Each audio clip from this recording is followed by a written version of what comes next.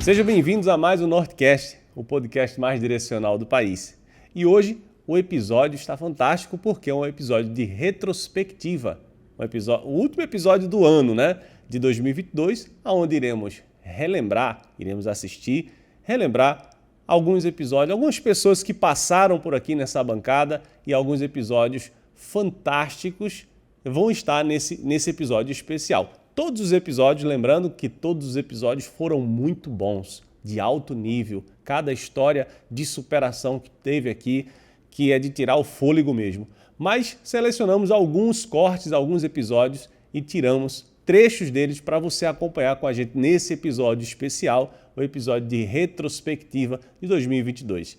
E aí, quem você acha que está nesse episódio? Vamos conferir?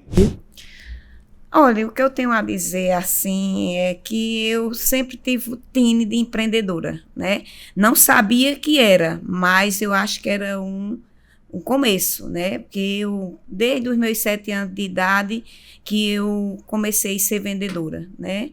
Uma vendedora de DIN, né? Comecei a vender na escola, né? E a minha satisfação era vender. Quando acabava com a caixinha, vendia tudo, eu corria em casa para repor de novo, né? E depois eu fui ser vendedora do meu irmão, né? Que ele começou a colocar, nessa época, tinha muita banca na feira e ele foi empreender, que era... Tipo um bazar, no estilo bazar, né? De miudeza, né? De miudeza, né? Começou de pouquinho, né? Mas eu comecei junto com ele, né? Dindim é Dudu, né? Sacolé. Eu vendia para minha irmã, depois fui vender para meu irmão. Fui vender produtos de miudeza, higiene, desodorante, perfume, faca, era uma miudeza em geral.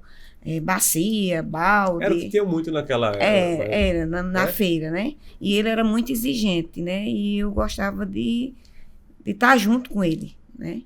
E a gente se levantava de 4 horas da manhã para montar a banca, né? Na feira. E a gente tinha uma cadernetinha para anotar as vendas, né? E quando era no final do dia, que a gente ia contabilizar, eu era a melhor vendedora, né? E eu era a alegria, a satisfação de vender, né? Quanto mais eu vendia, mais eu achava bom. E tanto que o cliente chegava na banca para comprar um sabonete e às vezes saía com uma feira que eu saía oferecendo tudo que tinha dentro da banca. E eles iam se lembrando que estava faltando em casa, né? Chegou para comprar um sabonete, mas saía com a feira. Aí eu fui comprar o som em Caruaru. Aí isso foi em setembro de 1987. Aí eu fui para Caruaru, né? Fui lá para casa de uns amigos do meu irmão, desse que eu vendia para ele, né? Aí eu fui na loja olhar os microsystems, o dinheiro dava para comprar. Mas eu disse, não, hoje eu não vou comprar, hoje não, vou deixar para comprar amanhã. Nisso eu fui na feira do artesanato para comprar um presente para minha amiga, que ela morreu até de Covid. Minha amiga que trabalhava comigo na prefeitura. Ela completava ano em setembro. Aí eu peguei e comprei a sandália dela. Aí depois eu pensei, eu não vou comprar só não. Eu vou comprar esse chinelo para eu vender. Oxe, foi aí que surgiu a ideia? Foi. A Ana Maria Calçada surgiu daí. Aí eu peguei e não comprei nem o dinheiro todo. Na época eu tinha 4 contos e 500. Eu comprei 3 contos e 500, mais ou menos, ainda fiquei com 1 conto. Aí eles botavam nos pacotes, sabe? Embalava nos pacotes. E eu, eita, mas eu já pensando a quem eu ia vender. Aquela satisfação, Isso aí, aquela na hora que alegria. comprou, o início foi já, a arquitetura aqui ofereceu. Aí vim embora, cheguei em encarnar em Afogados. Meu irmão foi buscar a gente em Afogados, nesse ônibus de noite. Aí quando eu cheguei em casa, eram as 11 horas da noite. Aí espalhei no chão, assim, as sandálias. Tinha quantos anos aí nessa época? Nessa época, acho que eu tinha uns 22. 77, 22. É, uns 22. E já conhecia a Deval? Não. Eu conheci em 89. É, aí Aí foi eu 2 anos depois. espalhei as sandálias no chão. Aí eu disse, eita, mãe, aquela alegria. Mãe, olha que eu trouxe para vender. Ela fez, ô, minha filha, isso vende? Eu disse, vende, mãe. Aí eu mal dormi de noite. No outro dia, botei nessas bolsinhas de supermercado e prefeitura. Eu vendi quase tudo. Eita. Foi. Saí de sala em sala vendendo. E quando não tinha o número era anotando para trazer com 15 dias quando eu fosse. Aí nisso, aí eu e vendendo fiado, né? Nessa época a gente chamava fiado. Aí vendia mais fiado do que a dinheiro. Aí minha irmã, eu ajudava ela a secar cabelo no sábado, né? Aí também só aprendi hoje O meu cabelo 32 anos. Não pago mais a Eu ninguém. é quem corta o cabelo da Deval, aprendi com ela. Cortar Desde que a gente cabelo. conheceu em 89 eu não paguei mais. Aprendi olhando. Olha aí. Ela corta. No sábado eu ajudava ela secava, ela cortava e eu secava, e eu botava uma banquinha na frente de casa, com os calçados. Que era, eu sento, aí é dia de feira, aí quando o pessoal chegava, eu corria, soltava os cabelos e ia atender. Aí, nisso, eu não tinha o dinheiro para comprar a mercadoria com 15 dias. Porque ela vendeu fiado. Porque eu vendi fiado, né? 90% do cupo vendeu fiado. Não tinha Aí dinheiro eu pra pegava buscar dinheiro capital emprestado pra com minha irmã. Quando eu não pegava com ela, eu pegava com meu pai. Aí eu viajava de 15 dias, eu estava em Caruaru. Isso aconteceu setembro, outubro, novembro e dezembro. Aí eu queria mudar a cara do artesanato, né? Porque eu estava vendendo muito artesanato, vendia também porta-ferro, que eu saía no artesanato procurando o que eu podia vender. A Feira de Caruaru tem de um tudo, né? Aí porta-ferro, porta-guardanapo, eu saía e eu trabalhava na prefeitura até meio-dia e até 1h da tarde, e à tarde eu saía nas portas dos conhecidos para vender, sabe? Aí, quando também eu era supervisora, quando eu ia para Ibitiranga, quando eu ia para Itã, para os sítios, Novo Pernambuco, aí eu levava minha sacolinha. Aproveitava a oportunidade. Aproveitava a oportunidade. Eu conhecia as professoras, né, tudo, e levava a sacolinha. Aí foi o que eu fiz. Levei a mercadoria para casa de um primo meu, deixei lá, botei numa caixa, em umas 2 caixas grandes, desmontei o produto e coloquei dentro de umas bolsinhas de plástico, os sapatos, as caixas desmontadas, e trouxe no ônibus, né? E fui ver com uma pessoa de Carnaíba que fazia de caminhão, ia para São Paulo para trazer carga de caminhão, para trazer minhas coisas. Isso foi em janeiro. Quando foi em março, foi que minha mercadoria foi chegar. Nossa. Naquela época, foi na época do Plano Collor, né? Collor confiscou meu dinheiro todinho que eu tinha no banco. Nossa. Na época eu tinha dinheiro de comprar um Fusca, que naquela época Fusca era famoso, né? E eu disse, eu não quero comprar Fusca não, eu vou para São Paulo fazer compra. Tem um amigo de Brandão. Tem um amigo de Brandão que diz que Fusca não é negócio não. Mas Fusca naquela época era famoso. Era, o carro era. Aí Collor... O carro do ano, o carro do momento, né? Aí, só tinha Fusca e Rural.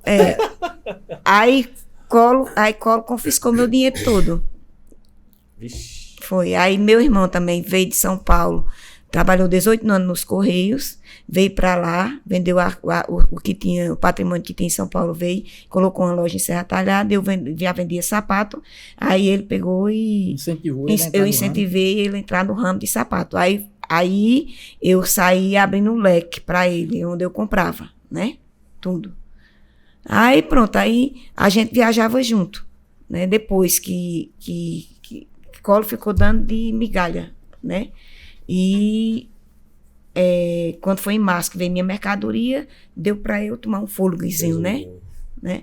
Aí pronto, aí eu ia de 15 dias para Caruaru, né? E dava umas 4, 5 viagens no ano para São Paulo. Você vê como é a falta de E conhecimento. E algumas vezes, já um pouquinho mais à frente, aí 6 meses, um ano depois, ela conseguiu conhecer um caminhoneiro de Arco Verde. Foi. E chegou algumas vezes, ela ia com esse irmão, comprava os produtos, botava em cima da carga, o caminhoneiro fazia a carga, botava acima da carga, vinha como o eixo da carga, e elas vinham... Eu vim no caminhão na junto. mulher do caminhão junto com ele. Vim muito de caminhão, 4, muito. 5 viagens desse A primeira viagem que eu fui, eu vim de caminhão. Com a segunda, né? A primeira eu vim de ônibus. E a segunda eu vim com meu irmão. Até ele vinha trazendo uma mercadoria aqui para o pai de Avistão. Uma carrada de óleo. E a mercadoria da gente vinha em cima.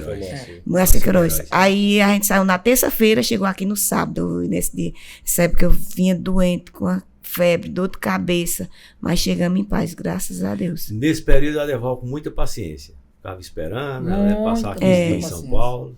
Muito, Não, mais na frente fez o semana. seguinte, ela fazia o seguinte, ela saía daqui numa sexta, mas era aquela peregrinação, ela pegava um ônibus que passa de São Geraldo, não lembro qual era o outro, de Serra Carnaíba para Serra Talhada, de Serra Talhada pegava o ônibus para ir para São Paulo, isso numa sexta, mas ia lá no domingo, ela chegava, comprava segunda e terça, na quarta, carregava esse caminhão e lá pelo sábado, domingo, estava chegando de volta. Só que quando chegava, a gente tinha que... Porque mesmo assim, ela continuou para trazer menos volume, desmontando os sapatos. Não, amor, quando eu vinha de caminhão, não desmontando. Eu vim de uma vez de ônibus, porque meu irmão foi para São Paulo e não me avisou que ia.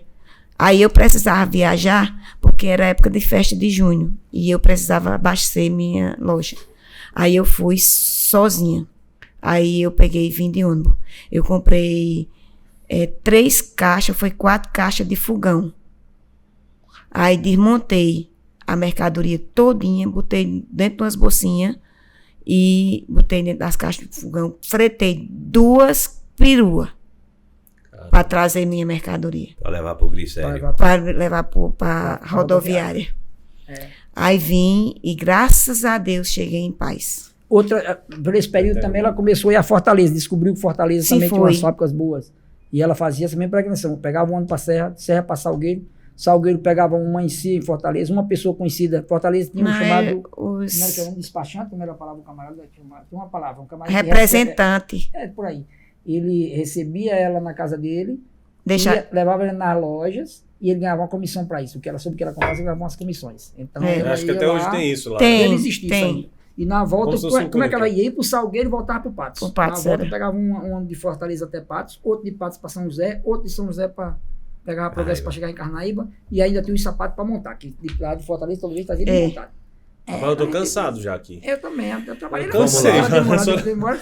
A conversa é longa, mas chega lá. Não, cansado só de ver o trajeto dela ir para lá, para cá. Era a história da garagem, eu ia falar sobre isso, foi que a gente percebeu. Começamos a vender nas escolas, saíamos, né, de intervalo em intervalo, recebendo muito não. Chegava eu nunca esqueci, na época, ela quem vendia, eu carregava as malas. Ela sempre foi muito boa vendedora, até hoje. E aí ela apresentava o pessoal, mas eu nunca esqueci de alguns episódios. Um dele foi uma mulher que ela sentou, ela estava lá no celular e a gente falou, olha, a gente veio apresentar as roupas para vocês e tal. E ela não deu nenhuma credibilidade. Tô sem tempo. Ficou lá no celular. E a gente, poxa, eu falei, é fogo, né? Mas tá bom. Aí deu intervalo. Na hora que deu intervalo, minha esposa lá, muito paciente, ficou lá esperando as professoras saírem. Quando saíram, todas elas, que ela abriu a mala arara, deixou lá. As outras começaram a ver. Nossa, que bonito. Ela se empolgou, olhou lá e foi ver depois. E teve um outro episódio que a gente pegava muito contato do pessoal. Você pode passar o seu contato no WhatsApp, porque a gente manda as novidades. Já era uma estratégia a gente ganhar tempo e mandar as novidades para a pessoa. Exatamente. Ela disse, não passo meu contato para ninguém, não. Outra pessoa já ou a Sim, mesma? outra pessoa. Não passo meu contato para ninguém. E disse mais, para qualquer pessoa. Caramba! Assim, na frente de todo mundo. E assim, foram muitos nãos. até chegar no momento da loja. E essa loja na garagem, a gente percebeu que os clientes começavam a ir atrás no nosso endereço. E aí foi que a gente percebeu, amor, estamos perdendo venda, né? Enquanto a gente saía para vender para o cliente, a pessoa ia lá. Então a gente colocou na garagem e colocamos uma pessoa lá, não foi? Para ficar lá de... Foi. De plantão. Eu de plantão. Voei agora, fui do ano passado. Ela ficou emocionada. Fiquei. É uma história aí, foram muitos não, assim, muitas dificuldades, e a gente colocou lá. Mas não foi fácil, porque as pessoas olhavam para uma garagem, e era apertadinha a garagem, e olhavam com aquele olhar de rejeição. Tal. Então, uma noite eu orei e fui dormir. Pedi a Deus para acalmar, preparar o caminho. Quando eu comecei a dormir, eu sonhei que nós tínhamos um ponto na região da praça. Um negócio que era grande, que não é nessa direção onde é hoje. Ele era do lado ali. Onde é... Ali, nessa parte de cá da igreja. Okay. Lá do Banco do Brasil. Pronto, Isso. do lado do Banco do Brasil. E naquele tempo a gente nem pensava em Nessa colocar parte loja de de roupa picolé. e nem picolé, ainda não. Ainda estava na fase de decidir. Então eu sonhei que a gente tinha era um ponto enorme, onde tinha muita gente, certo? Então, foi um sonho, e eu acordei, e eu contei a ele o sonho, a gente sempre foi assim, né, de contar o sonho pro outro, e pronto. E a gente achou, e hoje a gente olha assim e diz, poxa, Eu tô na praça. eu tô na praça. E é um ponto super disputado, né? É. Super disputado, né? Um É. metro quadrado caro pra caramba aqui na região. Ali a gente foi essa história aí de mudança de chegar nessa fase aí, Celso, a gente passou por alguns bocados ainda aí. Um deles foi a gente saiu da garagem, fomos para uma loja, um ponto já era menor, apareceu aquela oportunidade e a gente foi empreender com Que já foi uma vitória, né? Eu lembro de vocês celebrando pra Lembra? caramba. Foi. Né? Eu saí procurando, eu falei, poxa, eu preciso de um ponto, nós precisamos de um ponto. Saí da garagem com essa loja de roupa, a gente precisa de um ponto. E saí andando aqui na cidade. E é muitos nãos. Então o empreendedor ele tem que estar preparado para os nãos. Muito preparado para os nãos. Cheguei num lugar e eu queria alugar aquele ponto, não vou falar o nome, e o rapaz, o dono do ponto, falou para mim o seguinte, eu disse, quanto é? Perguntei quanto era e sabia que era ele, já tinha me informado. Aí ele disse, é X, disse o valor do ponto. E eu disse, eu tenho interesse em alugar o ponto. Aí ele perguntou para quê? Eu disse, é uma loja de roupa. De roupas, né? Eu e minha esposa temos uma loja de roupa e tal. Aí ele falou o seguinte, ele disse, mas você sabe que esse negócio não dá muito certo. Tem muita loja de roupa aqui, é uma coisa que não dá muito certo. E você tem que ter uma estrutura. Você tem essa estrutura? Ou seja, ele não queria alugar o ponto pra gente. E eu olhei Pra para vender roupa, não. Não. Ou eu acho que ele olhou e pensou assim, acho que esse povo não Foi. vai pagar. Eu olhei pra ele assim, eu disse, poxa, eu quero alugar o ponto, né? Mas aí, daí por diante eu já senti o sinal que não era de Deus aquilo ali. E aí já fiquei meio angustiado. Aquele Aí, lugar, né? Aquele lugar, eu disse não. Então, vou procurar, né? E saí dali, falei algumas coisas pra ele, umas verdades assim, entre aspas. Eu disse, a gente tem uma parte moderna e tal, temos modernizado e tal, esse mercado. Ele disse, não, porque aí ele citou alguns nomes de pessoas que ficaram para trás, que não se atualizaram com o mercado. E nós já estávamos atual. É tanto que o nosso Instagram, na época usávamos muito o Instagram, as lojas que tinham estrutura aqui na cidade não usavam tanto quanto a gente. E a gente convertia muito o Instagram em vendas. Muito, era muito mesmo. Passamos muita loja aí em Instagram, a gente tinha uma visibilidade muito grande e as lojas antigas não tinham. Quando entramos com a loja para a Feira do Empreendedor, surgiu a Feira do Empreendedor. Isso a gente já estava num ponto alugado, né? Uma loja já, que surgiu assim, foi Deus que colocou. E surgiu a oportunidade da Feira do Empreendedor, que o Sebrae lançava aqui, e a gente disse, vamos estar lá. A Feira do Empreendedor não era para vender. Era para só mostrar, né? Expor o seu produto. E a gente foi para vender. Bateu as paradas, eu lembro. Foi. A gente tinha que vender, né? Nós fomos, eu falei para ela, a gente vai para vender e vamos lançar uma promoção lá de arrepiar. Vamos lá. E fomos para vender. Vendemos dentro da Feira do Empreendedor o que a gente não vendeu em nenhum mês. Em nenhum mês a gente vendeu, batemos a meta. E o nosso stander, o primeiro ano, eu acredito que, acho que alguns se recordam, o Fábio também estava lá junto com a doutora Daniela. E tiramos fotos, temos esse registro, alguns registros. Colocamos umas luzes lá na frente, chamando bem a atenção, com os manequins humanos mesmo, com os modelos lá, com as peças, e chamava muita atenção. É tanto que os empreendedores em volta foram lá, a Deval, um abraço para a Deval, parabenizar a gente. E a gente era uma loja pequena. Éramos uma loja pequenininha. Não a gente ainda estava na garagem. Lembra? Na primeira feira. Isso, era mesmo. Estava na garagem. É. Rapaz, a gente, quando mudou, e houve essa dimensão toda, houve essa crescente, e a gente teve esse norte, né? A gente conseguiu visualizar que ali havia uma necessidade de um açaí. E aí a gente trouxe para cá, né? Passamos, acho que 4 meses naquele ponto lá em cima, que era o primeiro andar, depois voltou para cá. E aí foi passando uma história, sempre foi passando aquela história, né? O início do açaí era só para ter uma renda extra. Né? A gente montou numa época uma segunda fonte de renda. E aí montamos numa época que chovia bastante. E aí vendíamos pouco. Vou contar daqui a pouco essa parte. Mas se der tempo, né?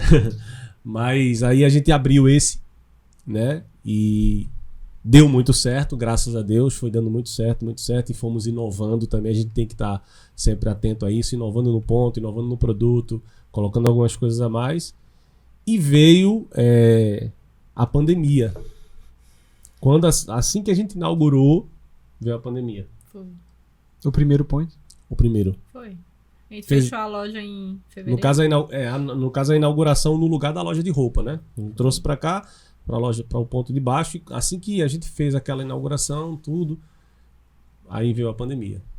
Tínhamos 6 pessoas. A gente inaugurou em fevereiro o point, né? No ponto onde era a loja, que é onde é hoje. Quando foi em março, entrou a pandemia. Tínhamos 4 pessoas trabalhando. Era 4. 4 pessoas trabalhando com a gente. Né? Tivemos que dispensar todo mundo. Foi. E ficamos só eu e ela, mais uma vez, e um entregador.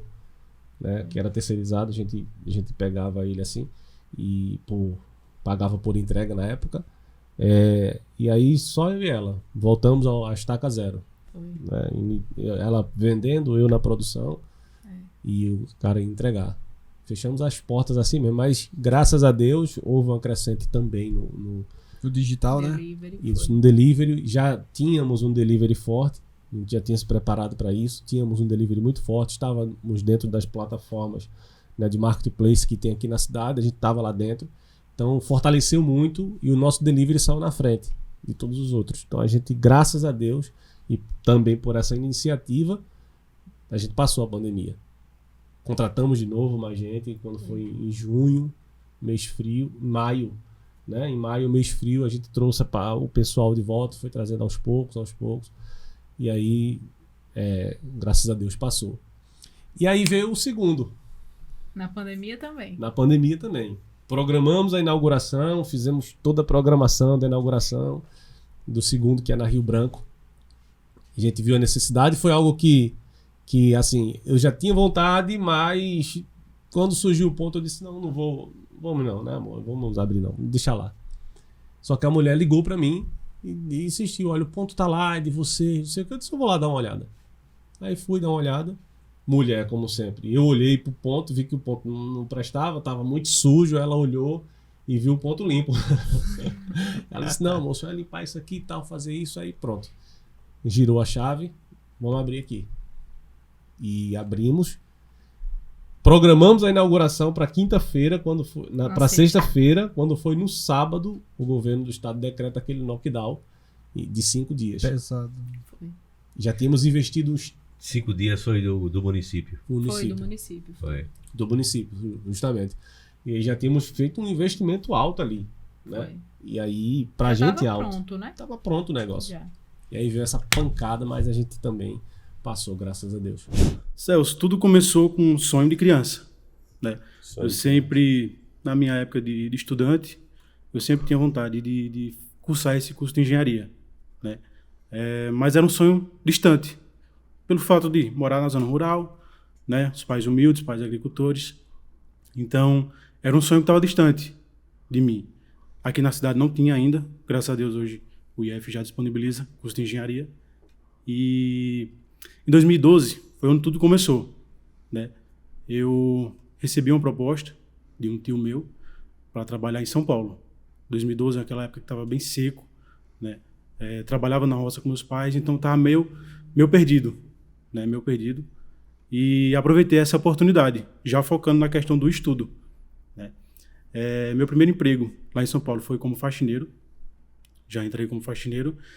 E, para minha sorte, tinha 2 faculdades próximas, né? Já automaticamente cheguei lá, me estabilizei na questão de moradia, essas coisas que a própria firma disponibilizava, e fui correr atrás das faculdades para fazer o vestibular.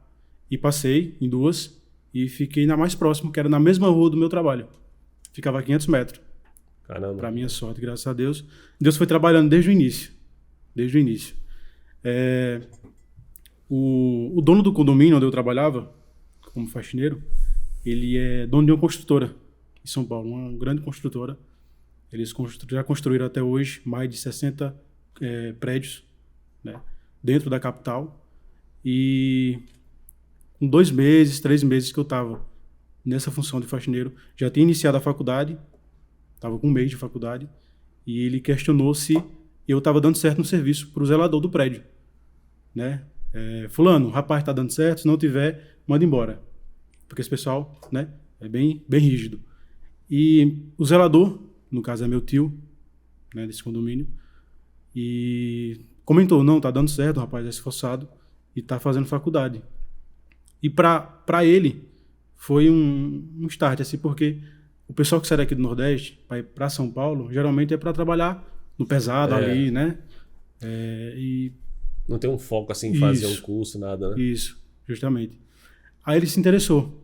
Ele me chamou, ele não tinha esse costume de chamar funcionário para conversar, me chamou e perguntou se estava fazendo faculdade. Sim, eu confirmei, estava fazendo engenharia, que era um sonho desde criança. E ele me pediu para ir conversar com ele no escritório no dia seguinte, né? Fui no dia seguinte, com o zelador também, me levou lá, não conhecia nada, né, em São Paulo. Quando cheguei lá, fiquei deslumbrado com tanta coisa, né, lá, tanto prédio, tanta movimentação. E São Paulo é um mundo, né? São Paulo é fantástico. E nessa entrevista que ele me fez, nessas perguntas, né, ele pediu para mim sair do meu trabalho de faxineiro, perguntou se eu queria sair, quer sair de lá e você vai trabalhar comigo a partir de amanhã, se você quiser. Automaticamente quero, com certeza, né? Uma grande oportunidade, isso em março de 2013, né? Nisso eu comecei a trabalhar no RH, eu era auxiliar de recursos humanos, e à tarde fazia meu período de obra com ele, né? Ele me passando os macetes e tudo mais. E com já estava em que período da faculdade? No Estava no início, primeiro mês. no início. E já estava fazendo estágio. Já estava fazendo estágio sem correr atrás de estágio. Caramba. As coisas foram acontecendo. Através dessa oportunidade, eu acho que ele foi vendo meu interesse, né, pelo aprendizado. Né, a gente sai daqui, meu primeiro emprego praticamente, a gente sai bem verde, né, digamos assim. Né, experiência zero, mas a força de vontade era maior do que tudo. E eu aproveitei cada oportunidade que foi me dando, né? Nesse período aí que eu passei, meu período no RH, meu período obra, eu fui me destacando mais na obra, que realmente é o que eu queria, né? E com 1 ano ele me efetivou diretamente na obra como fiscal de obra. Isso eu com 20 anos de idade. Acho que ia fazer 20 anos. Legal. Isso. Me efetivou como fiscal de obra e a partir daí fui só crescendo dentro da empresa. Fui ajudando a empresa e a empresa me ajudando. E conciliando isso com a faculdade, né? Foi fantástico. A minha vida em relação à faculdade e trabalho foi fantástico, porque o que eu via na faculdade, na teoria, eu fui vendo na prática, né? E a gente vê que também há uma diferença muito grande quando você parte para a teoria para a prática. Geraldo, tem um empreendimento que foi feito através da Seralpa, que inclusive era um dos empreendimentos que eu achava muito bonito, que começou com criança nas escolas, trazendo informação do como reciclar lixo e tal, porque era exatamente essas crianças que seriam os homens e as mulheres de amanhã e já estariam como donas de casa, como donos de casa e, consequentemente, iriam, né, ser beneficiados com o conhecimento de como acondicionar melhor o lixo, de como ganhar dinheiro, inclusive, com lixo. O que é que aconteceu com esse projeto? Pronto, você lembrou bem, eu acho que é interessante falar sobre isso, né? É importante. Porque nessa questão da reciclagem existe uma peculiaridade que tem a ver com a administração pública, que tem a ver com seriedade, com caráter, com um negócio bem feito.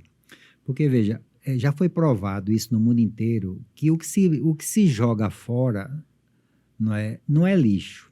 Se a gente pega um pedaço de papel, amassa e joga ali fora, ele pode até virar lixo, mas enquanto eu não jogar lá, ele é um pedaço de papel, ele tem um valor. E a gente vive num país que ele é carente. O Nordeste brasileiro é muito carente. Eu estive no Grão-Ducado de Luxemburgo e vi lá, nas casas das pessoas de posse, uma ficha de entrega de resíduo sólido. O pessoal não precisa, mas eles juntam. Às vezes não é nem o dono da casa, mas talvez uma pessoa que trabalha ali, ou a esposa, ou um filho, mas eles têm a obrigação. E, consequentemente, tem uma renda para isso. Aí tem a fichinha dizendo quanto eles entregaram toda semana para a reciclagem. Aí, no final do mês, vem um crédito para eles daquilo que eles entregaram. Ora, Legal. Um país que não Incentivo tem quase que pobreza, onde tem a sede de todos os bancos do mundo, é em Luxemburgo. Tem mais de 80 instituições financeiras, das mais variadas. Todos os bancos do mundo têm lá uma sede. Então, um país rico, e o dono de casa junta a latinha para vender. E aqui a gente toma uma latinha de refrigerante, né? Um refrigerante de latinha, aliás, toma o líquido que vale R$2, aí pega a latinha que vale 3 e joga fora. Que riqueza é essa nossa para estar fazendo isso? Então, a partir dessa visão, a gente resolveu fazer aquele projeto. Mas ele tem a ver com o poder público, sabe, Celso? Porque quem manda nessa coleta de resíduo de lixo na cidade é o município. E nós fizemos um projeto para ser parceiro. E você lembrou muito bem, era um projeto focado, estruturado. Nós trouxemos profissionais de fora. Sérgio, que você conheceu, Sérgio Feijó, um profissional de gabaritado, veio para cá para ficar com a gente, cuidando dessa parte da campanha das crianças. Trouxemos um jornalista de Recife, Sebastião, para cuidar da divulgação. Trouxemos especialistas. Eu visitei vários lugares do mundo para ver onde é que se fazia melhor isso. E chegamos a essa conclusão. O que vai para ali não é lixo, é resíduo sólido. O resíduo sólido tem um valor agregado bom, mas tem que ser trabalhado em parceria com os municípios. Eu fiz a apresentação desse projeto em todos os municípios do Alto Pajeú, 13 municípios, um a um, em reunião que o prefeito da época preparou, né, com todos os seus secretários, com gente da sociedade e tudo. E eu apresentei o projeto e todos gostaram, até porque não tinha como não gostar. Mas o fato Celso, é uma realidade do nosso Brasil. A coleta de lixo hoje, em 80% dos municípios, tem interesses particulares escusos. Eu conheço um cidadão que quase morre em Paulista porque se envolveu com esse meio aí e queria sair disso. Não queria participar de negociatas. Ele quase morre. E lá o pessoal exigia propina mesmo, sabe? Aí em torno de 15% a 20%. Então você não pode trabalhar tranquilamente com pessoas que... Sem caráter. Sem caráter. Pronto. Você me ajudou bastante. Não é? Aí pensa logo assim, sabe? Não, esse negócio aqui, quem vai crescer é Heraldo e a Seralpa. É o que disseram depois. Os comentários eram mais ou Aí menos chamava isso. os promotores, né? Porque a promotoria achou interessante e foi em cima deles. Não, se você não faz, com a Seralpa, faça. Aí o prefeito assinava um termo de ajustamento de conduta, mas não fazia nada. E nem era O cobrado. Ministério não tem pernas para fazer cumprir, sabe? Aí nós temos uma lei do resíduo sólido que é de 2014. Ela já deram o prazo de 2 em 2 anos, já 4 ou foi 5 vezes, e ninguém cumpre. É assim o nosso país, que é aquela lei que que obriga a ter Os aterros aterros sanitários. sanitários e que as cadeias produtivas recolham a grande parte dos produtos que devem ser devolvidos para a indústria. Por exemplo, pilha, né? Bateria de celular, não pode ser jogado em aterro sanitário, tem que voltar para quem fabricou. A lei diz isso, mas quem cumpre? Né? Eu participei de uma reunião aqui quando foi lançado essa lei, aqui no auditório do Ministério Público, e vieram os prefeitos da região. E teve um aqui de uma cidade próxima que disse assim, mas como é que eu vou participar? Trazer o meu lixo para um local só, a 50 quilômetros de distância. Aí a senhora lá do Ministério do Meio Ambiente disse, bom, prefeito, isso aí é uma sugestão nossa. Reunir todo mundo, fazer um único aterro, porque assim, aterro sanitário hoje no Brasil, só quem pode manter são cidades acima, no mínimo, de 300 mil habitantes. E olhe lá. Cidade ideal para ter um aterro sanitário sozinha é de 500 mil habitantes. Mas de 300 ainda Já faz. Agora, qualquer cidade com menos de 300 não faça que não dá certo. Temos vários exemplos. Pesqueira é o mais recente. Pesqueira fez um aterro sanitário ali na beira da pista, numa baixa que tem. Pode olhar para a esquerda indo daqui para lá que você vê ainda uma estrutura que foi feita. Durou 3 anos ou 4, fechou. Por quê? Porque a prefeitura não consegue manter funcionando. Exige uma patrulha completa para manusear aquele sistema. Existe um controle muito racional de tudo que vai para lá e o que não vai. Existe a coleta do chorume, né, com decantação. Existe a queima do gás. É muita coisa. Sabe? Então, a proposta era fazer um aterro sanitário aqui para as 13 cidades. Aliás, 13 não, 17. Aí um prefeito veio com essa ideia. Mas como é que eu vou trazer meu lixo de 60 quilômetros de distância para aqui? Aí a mulher disse, primeiro, ninguém disse que o aterro seria aqui em Afogados. Vocês é que vão escolher. Agora, deve ser centralizado, né, geograficamente falando. Agora, se o senhor não quiser trazer o seu para cá, então faça um só para o senhor. Você vai poder fazer? Aí ele passou vergonha, né? Porque depois dela dizer aquilo, que só tinha que ser no mínimo 13 cidades para montar um aterro, ele veio dizer que não podia trazer o dele para cá. Olha, veja a mentalidade, né? Então foi isso que aconteceu, sabe? Não houve o amparo dos municípios. Ninguém quis participar. Ninguém quis. Aí a gente teve que pular etapas. Eu ainda fiquei aí 13 anos com aquele investimento lá. Mas depois, o que é que acontece? A escala é muito pequena, sabe? Porque a gente tem o histórico de que cada cidadão produz 1 quilo de lixo por dia. Desse 1 quilo, 60% é orgânico, ou lixo molhado, e 40% é resíduo sólido. Para facilitar a Tem conta, todo esse estudo, né? a gente bota 50%, meio a meio. Então, cada 500 gramas do lixo que é jogado por cada pessoa é resíduo sólido. Se for fazer uma conta do quanto isso vale depois que é apurado o material e levado para a indústria, é uma renda extraordinária, sabe? Mas essa renda tem que ser dividida, né, com quem está participando do processo. Aí, quem é catador, quem é humilde, quem está trabalhando nos processos, aceita tudo. Agora, quem está na gestão não aceita. Qualquer coisa. Qualquer coisa, Qualquer. quer tudo, sabe? Aí você é obrigado, se quiser funcionar, obrigado a entrar em esquemas. Isso. Quando a gente começou aqui na Seralpa, o projeto de perfuração de poços, que nós fomos os pioneiros aqui, em Pernambuco só tinha um pessoal em Recife que tinha máquina de perfurar poços. E a gente começou aqui em segundo lugar no estado, Caramba. aqui na Seralpa. Aí, o que é que eu fiz para começar, Celso, fazer poço artesiano? Eu estudei a matéria. Eu pesquisei, eu li, eu fui atrás, eu fui ver como é que fazia. Fui visitar a J. Batista, o de Recife, que fazia. Conversei muito com ele. Depois fui visitar a fábrica que é em São Carlos e São Paulo, que faz a máquina, para ver como era. Detalhes interessantes. Por exemplo, um detalhe interessante. Cada região tem uma geologia e tem um tipo de solo e um tipo de rocha.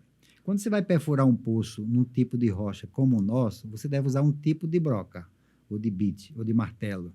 Ideal para aquela abrasividade daquela rocha. Então, existe no mercado, basicamente, 3 tipos de broca, que ela é diamantada. Ela tem a broca de lastro plano, tem a côncava e a convexa. Dependendo do tipo de rocha, você usa a 1, a 2 ou a 3, porque aí você economiza e faz melhor, faz mais bem feito. E não faz inclinação na parede do poço. Aí muita gente não estudou, aí compra qualquer uma. Aí vai perfurar um poço de base plana numa rocha super abrasiva. Ela desgasta 2 vezes mais. Aí o poço dele fica mais caro. Interessante. Aí ele ganha menos. Por quê? Porque não se aprofundou, né? Não estudou o tema, não correu Além do atrás. mais, também tem que estudar o lençol freático da região onde você vai atuar. Legal. E isso a gente já tem uma grande vantagem nesse aspecto. É que tem um estudo patrocinado pela Sudene há mais de, eu acredito que uns 70 anos atrás. E na época não tinha, ou tinha já esse estudo? Já tinha. Já tinha. Mas é um estudo para saber onde tem água, onde estão os lençóis freáticos, que é onde tem água acumulada como se fosse um rio embaixo da terra. Esse tem um estudo. Então, a Sudene pagou e foi feito esse estudo e tem mapas geológicos. Todo geólogo sabe disso. Mas diz onde é um indicativo onde tem água acumulada embaixo, mas em grandes esponjas, em rios mesmos. Por exemplo, o lençol de Fátima é como se fosse o Rio São Francisco embaixo da terra, passando de 300 a 800 metros de profundidade aqui no solo. Então, você sabe que tem perto. esse de Fátima aqui, que inclusive tem água vindo para cá, né? Tem uma bateria de 12 poços que a Compesa fez no passado e eles trazem água para ajudar a abastecer o Afogados da Engazeira. Mas o poço que a gente cava nesse trabalho aqui de poço raso, poço artesiano, é na rocha. Então, não tem um estudo para saber onde tem água. Não tem. Esse não.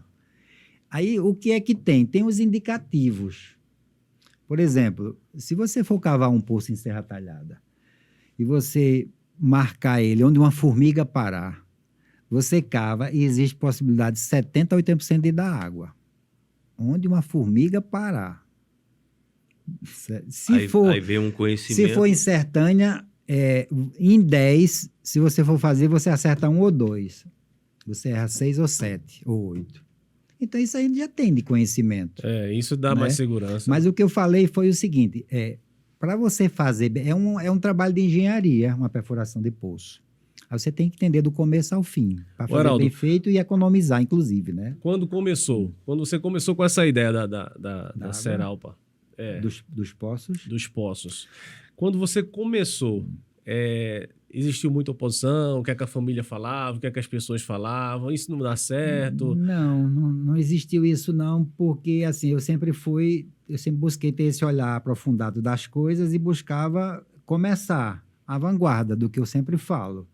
Então eu não ia Se esperar apropriava. chegar uma empresa aqui de fora para fazer, para depois eu ir copiar. Não, vamos atrás do que pode ser feito. Aí eu descobri que a gente tem muita água aqui. Na nossa região do Alto Pajeú, você tem água de 20 até 60 metros de profundidade, dentro das rochas, aprisionada. Aí tem região que tem mais, como Serra Talhada, tem menos que tem em Sertânia, por exemplo. Aqui é relativo, aqui é 60% de acerto. Cada 10 você acerta 4, ou acerta 6 e erra 4. Eu falo isso porque... Aí eu fui atrás, estudei e vi que era importante. E o pessoal precisava de água no campo. Nós perfuramos, ao longo desse tempo, mais de 2.000 poços. Você já imaginou, cada um poço desse dando 1.000, 2.000, 3.000, 5.000 litros de água por hora. É água demais. Nessa região toda, 2.000 poços. É uma ajuda grande para o produtor verdade. rural, sabe? Eu falo isso porque tem muita gente que ela embarga, ela trava aí. Quando ela tem um projeto em mãos, talvez até tenha os estudos, mas aí vai ouvir a opinião de pessoas. Ou o próprio familiar chega perto e fala, não, isso não dá certo não, acaba com isso. Né? E acontece muito mesmo, de pessoas desistirem. Isso é fato, acontece muito, né? Né? Por isso que a gente tem que se aprofundar, né? Eu não posso só ouvir pessoas, eu tenho que estudar. Eu estudei mais do que um geólogo nessa questão, né? Abrindo aqui uma aspa, porque eu queria saber o que estava fazendo. Tem propriedade e segurança para isso. Exatamente, né? E eu vi, para você ter uma ideia, a gente fez um investimento na época, nessa primeira máquina, é um conjunto, né? 2 caminhões, uma perfuratriz e um compressor de alta potência, que ele tem capacidade de perfurar, no caso, o primeiro, até 150 metros de profundidade. Ora, mas eu disse que tem água aqui até 60, porque eu comprei um de 150. Porque eu errei? Não, tem um segredo. Aí é um detalhe do meu estudo, do nosso estudo, que já é uma realidade. Bom, quando você tem uma pressão, um equipamento que tem uma pressão para perfurar uma rocha até 50 metros de profundidade, se você chegar em 50, ele está no limite, né? Ele está no limite. Então, você desgasta muito mais. Eu investi um pouco mais e comprei um 2 vezes mais potente. Então, quando eu fazia um poço de 50 metros, eu estava usando 30% da potência dele. Aí ele rendia mais combustível e se desgastava menos. E a pressão em cima do bit era menor. Consequentemente, a gente tinha um lucro maior. Isso é importante. Tá vendo? Tanto é que esse empreendimento inicial foi de R$320 mil na época. Há quantos anos? Em 2001. Não. Acho que não. 2011, não? 2007. 7. Olha, em 2007, esse primeiro investimento foi de R$320 mil. Na nossa proposta, a gente ia tirar com 3 anos esse investimento, porque era um negócio bom, eu sabia que ia dar certo e não tinha não tinha concorrência. E eu tirei em 1 ano e meio esse investimento. Você foi nessa história toda que a mãozinha da burra pisou na Sim! pata. Da história. A história de Lampião é massa. Aí Celso gosta disso. Toda vez me conta essa história. Essa história que tinha o cara na época do cangaço, do Lampião. E, pô, a gente foi criado ouvindo as histórias. As fábulas. Isso eram as fábulas, né? De Lampião. E aí o cara tá fazendo um cigarrinho, o cara sentado fazendo um cigarrinho assim, cigarrinho de fumo, aquele cigarrinho de pai, que botava na orelha ali, a painha na orelha, enrolando ali, e tarará. Nisso, ele sentado no sol quente, meio de ponte, ele lá doido para fumar um cigarrinho dele, tinha acabado de almoçar, né, um pedacinho de rapadura. Aí ele vê aquela sombra, né? Ele vê aquela sombra, né? Aquela sombra foi se agigantando ali, e ele foi olhando. Quando ele olhou para cima, isso era Lampião montado numa burra. Uma burra doido para fumar, não tinha cigarro, o Lampião parou. Aí, quando ele olhou, ele começou a se tremer, né? Aí, Lampião, certo! E ele se tremendo todinho. Você fuma? Fume mesmo, mas se o senhor quiser, eu deixo agora.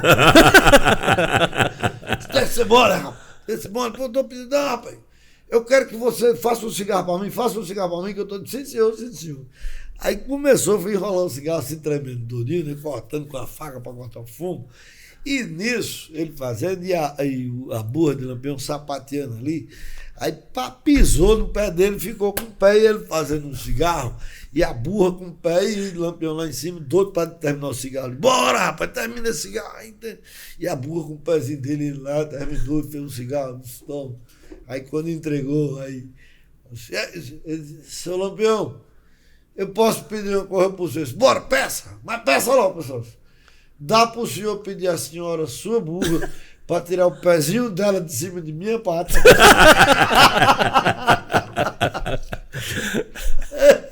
Medo da mano. Aproveitar até para só falar mais uma história bem interessante no Exército, que a gente fala assim, muitas vezes a gente desperdiça conhecimento. A gente não dá a oportunidade das ferramentas que a gente tem na mão. E a gente pensa que, por exemplo, uma oportunidade fantástica dessa que aqui a gente está aqui com toda essa tecnologia, né? O Al Filmes proporcionando tudo isso aqui da gente. E, assim, a gente não tem ideia do que é isso. A gente pensa que isso aqui... É verdade. Depois ele vai... O Barba ali vai me dar um negócio ali. Então, a gente não tem ideia do que é isso. E eu fui para uma missão no norte, na Amazônia, e lá era uma missão de duplicação da 319, da BR-319. Da duplicação não, de pavimentação. Essa BR era uma BR que ela ligava Porto Velho até Manaus. Só que ela tinha uma cidadezinha no meio, chamada Maitá. E ela tinha sido feita de Porto Velho... Maitá, lembrei de Brandão, olha, Brandão. Você já foi pra lá, já. Brandão. Não? De Humaitá de Porto Velho até Humaitá. É asfaltado. E faltava asfaltar de Humaitá a Manaus. E essa obra foi quando a época do governo Lula, que veio aquele PAC, aquele programa de aceleração do crescimento, que essa obra, na realidade, era pra Copa, né? Era interligar as duas capitais, que ia ter jogos da Copa em Manaus, né? Só que tem um problema. O ICMBio, que é um órgão do meio ambiente, né? E o IBAMA, eles travaram a obra. Disseram, aqui tá cheio de reserva ambiental e a gente só vai fazer, vocês só vão fazer a obra quando a gente mapear. Aí o general do Exército disse, beleza, mapear aí então, que quando vocês mapear a gente entra. Aí quando passa mês, o ICMBio e o IBAMA diz, a gente não tem gente para mapear não. Aí o general pega ele e diz, então tá bom, sai daí que a gente vai com o pessoal do Exército, a gente já mapeia e faz tudo. Aí fui escalado para essa missão, né? Para vocês terem uma ideia do que é o norte, Você pega de Humaitá a Manaus, dá aproximadamente 500 quilômetros, meu irmão. Era 520 e pouco. Nesse intervalo, por exemplo, a gente sai daqui para Recife, 390 quilômetros, vamos botar assim, isso. né? Quantas cidades? 15, 20, sei lá. A gente sai de Humaitá para Manaus, tem 2 povoados, meu irmão. Caramba, velho. Selva de um lado, selva do outro. Só selva. O nome de um, Realidade, o nome do outro, Castanho. Sem brincadeira nenhuma. Deixa eu ver aqui. Se eu juntar os dois, conhece Albuquerque, né? Daqui pra Recife? Sim. Juntar os dois não dá o tamanho de Albuquerque, né? Caramba, velho. Meu irmão, uma ausência de Estado, assim, de presença do poder público, terrível. Terrível. E a gente vai pra fazer essa missão e vai pra mapear, né? E como era a missão? A estrada lá, a gente vai no verão, porque na selva lá, você andar em determinadas estradas no inverno, com chuva, não vai, que só vai atolar. Então a gente tinha que ir no verão. Para você ter uma ideia, para fazer 520 km de viatura, L200, traçada 4x4, dava mais de um dia. Ponto de madeira, caindo. Então, assim, todo tipo de desafio. E a gente tinha que ter um controle muito grande do material que a gente levava do equipamento. Aí é onde eu falo a parte de conhecimento que você se surpreende das pessoas que ainda têm, assim, e a gente muitas vezes não valoriza. Então, o que é que a gente fazia? Quando a gente saía na viatura, chegava ali até onde era a reserva e você entrava para fazer ponto dentro da selva de 25, 30 quilômetros. E assim, a viatura para na beira e você vai caminhando por dentro do mato. Tá abrindo picada, aí se você passa 5, 6, 7... Tem aquela história que a gente viu no livro de geografia Planície Amazônica. Aquilo é a maior mentira do mundo. Meu irmão, aquilo ali é acidentado de um jeito... Me enganaram. Aquilo ali é acidentado de um jeito que você não tem ideia, meu irmão, daquilo ali como é acidentado. Tem um negócio lá que ele chama socavão, que é um morro. Você sobe um que sobe se arrastando com peso, aí você chega lá em cima e você diz, esse é o último. Mas quando tu olha pra frente... Tem um maior ainda. Tem outro mais uns 10 na frente ali maior. E a gente tinha um cuidado muito grande, porque assim, imagina você sair, esquecer um equipamento e chegar lá no meio da selva, na hora de você fazer o rastreio GPS e demarcar a reserva, você perder. Então era um prejuízo terrível. Você perdeu tempo, você perdeu os militares recebendo diária, você perdeu o óleo diesel, insumo, uma série de coisas ali perdidas. Então a gente tinha um controle muito grande no equipamento. E como é que era feito? Toda vez que ia sair, que ia embarcar na viatura... Checklist ferrado. Normalmente, se a gente fica, ele vai cantando, né? Tal, chamando as peças. Aí vocês são, mais GPS, né? Receptor de GPS. Aí chegava, cabo USB. Aí quando eu falei cabo USB, o menino que tava comigo ficou calado. Tá, Jesus aí amado. Beleza. Aí eu falei, vai lá na seção de embarque e pede lá e eu disse assim pra mim, e traz pra mim o cabo USB. E enquanto isso, eu continuei no checklist ali. Vai terminando, né? O cara saiu. Terminei em lona, né? Viatura e eu esperando lá. Meu irmão, dá 5, dá 10, dá 20, dá 30, dá 40, dá 1 hora e nada. Aí eu, na minha maldade, né? Que a gente, infelizmente, nós a gente aprende a ter maldade. Aí eu digo, o cara tá querendo dar a volta em mim. Ele não quer ir pra missão, ele tá querendo dar a volta em mim. E lá vai eu atrás do cara. Aí procura. Aí quando eu chego na sessão de embarque e pergunto pelo cara, aí eu já vejo os soldados dando risada. Tu já formado, sério, tá subordinado Isso, já como sargento, né? Já na tropa. Aí eu vejo os caras dando risada. Eu digo, aprontaram com o cara. Que hoje você já se liga. Que o exército tem muito disso, de trote, né? Principalmente com novinho, como a gente fala, com soldado recruta. Eu digo, já percebeu. Eu digo, não foi o cara, já aprontaram com ele. E eu saía, fulano de tal passou aqui, os caras diziam, passou, mas não tá aqui não, ele foi pra tal canto. E onde eu passava, eu percebi os caras dando risada. Quando eu penso que não chego lá no pavilhão do comando, tá o cara lá, meu irmão. Tá ele perto do outro soldado. O outro soldado ria, que botava a mão na barriga, doendo. Aí eu dou um grito pelo cara. Eu digo, meu irmão, como é? Vamos não, cadê o cabo? Aí ele olha pra mim na maior inocência do mundo, velho, e diz, sargento, esse cabo, ou ele deu baixo ou ele tá de férias, eu não achei no quartel, não. Meu irmão, parece mentira, velho. Parece mentira, velho. Aí eu percebi que ele não tinha um conhecimento, aí eu fui olhar a história do cara, fui conversar com ele. O cara era lá de uma comunidade pequenininha, tá entendendo? Que ele nunca tinha visto um cabo USB na vida, não sabia o que era um cabo, aí fui chamar o cara a conversar. Ele não falou com ironia, né? Ele falou... Não, ele falou na real, meu irmão. Isso. Aí é isso que eu falo, a questão do conhecimento. Muitas vezes a gente tem muita coisa na mão, meu irmão, mas tem locais, infelizmente, no Brasil, que a gente ainda tem essa ausência de conhecimento, de material, de tudo que você imaginar ali para conhecimento, né? Jaqueline, agora Acho dentro dessa parte aí pessoal, né, toda essa trajetória que você nos falou aqui, para você ganhar o melhor do ano, acho que teve um simbolismo muito grande para você, né? O primeiro foi. Felizmente e infelizmente foi o primeiro ano quando eu ganhei, foi no ano que minha mãe faleceu. Foi em 2020. Então, eu fiquei sem chão, né?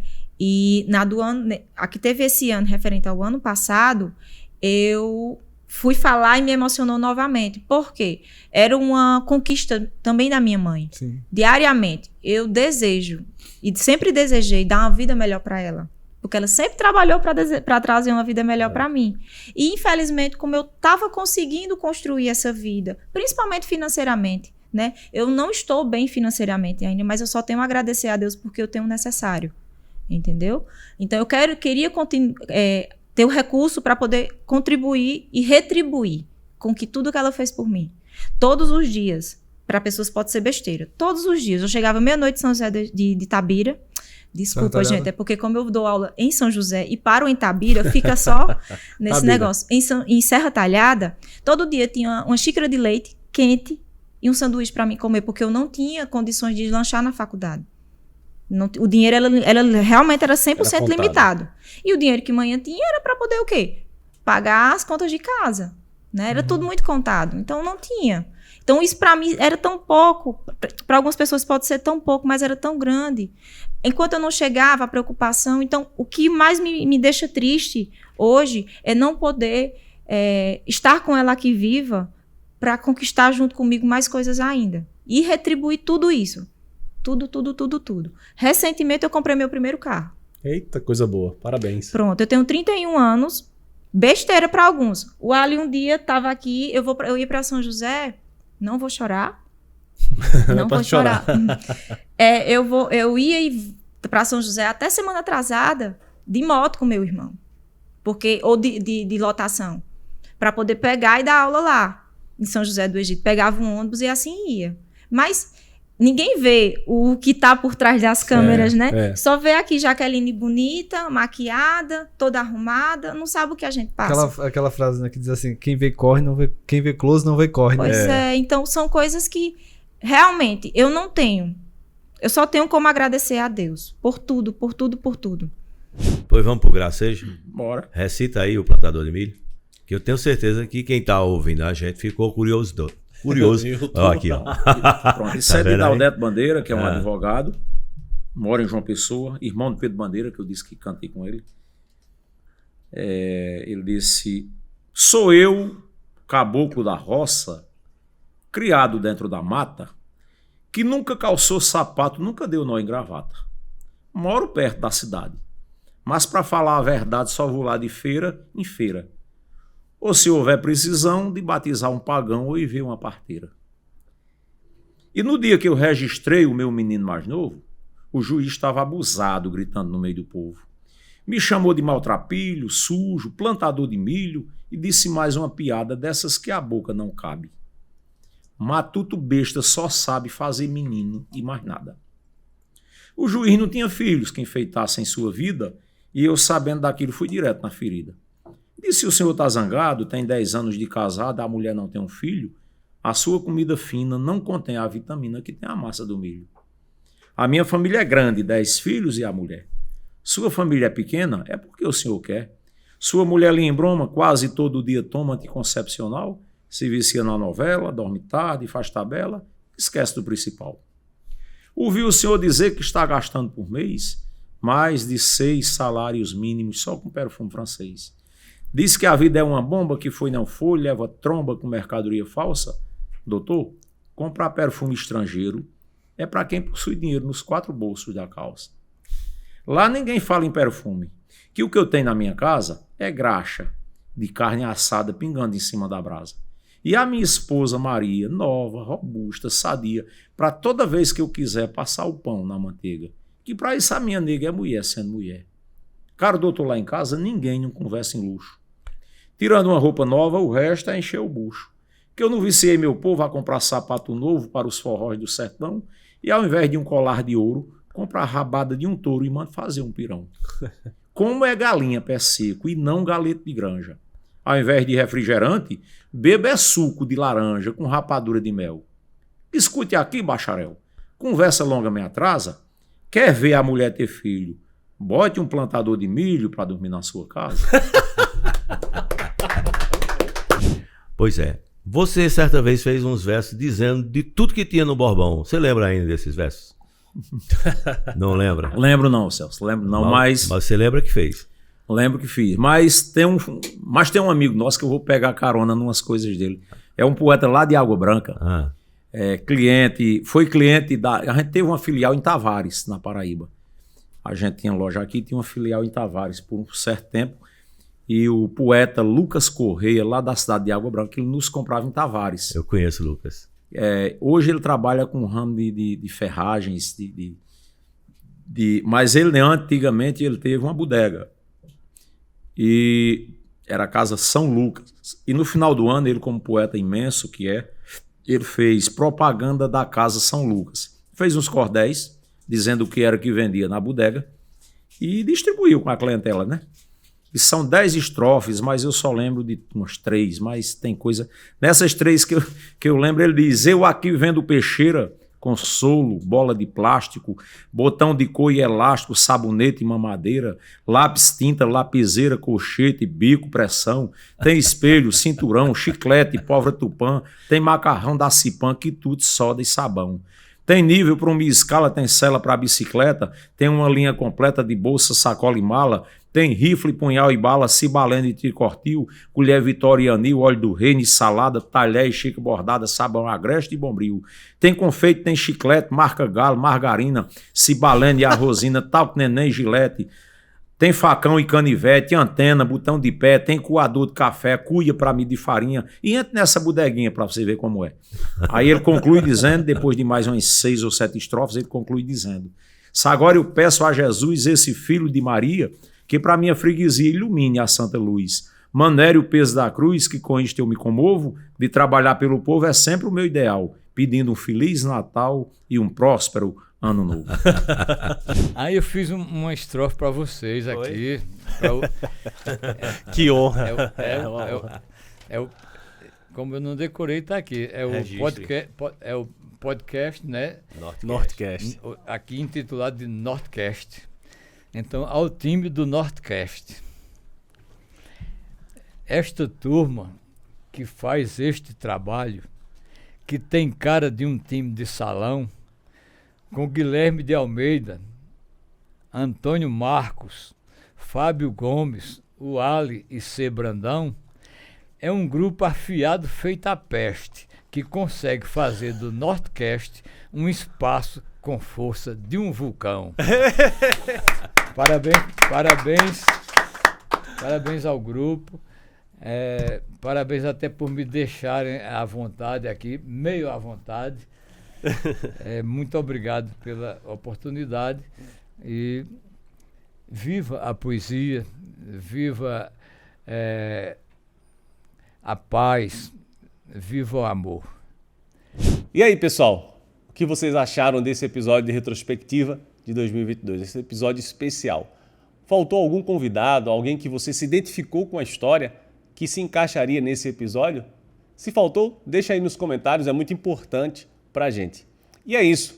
O ano se encerra, encerramos com esse episódio especial e queremos agradecer a todos vocês, né? A todos os nossos inscritos, todos que acompanham, que curtiram cada episódio e curtiram também as histórias emocionantes. Agradecer também aos parceiros, aos nossos parceiros que ficaram conosco durante todo esse ano de 2022, certo? Eu quero agradecer também a nossa equipe do Northcast que se empenhou, tanto o Ali como todos aqui que se empenharam para estar conosco, fazendo o melhor para que você também tenha essa história emocionante e viva essa emoção em cada episódio. E 2023 vem aí. Desejamos a todos vocês um 2023 repleto de prosperidade, repleto de muitas emoções, muitos desafios, e é o que vai acontecer também aqui no Northcast. Novos episódios, novos convidados, novos desafios e muita coisa boa vem por aí. E desejamos a vocês, inclusive aos nossos parceiros também, um 2023 cheio de saúde, paz e prosperidade. E até mais.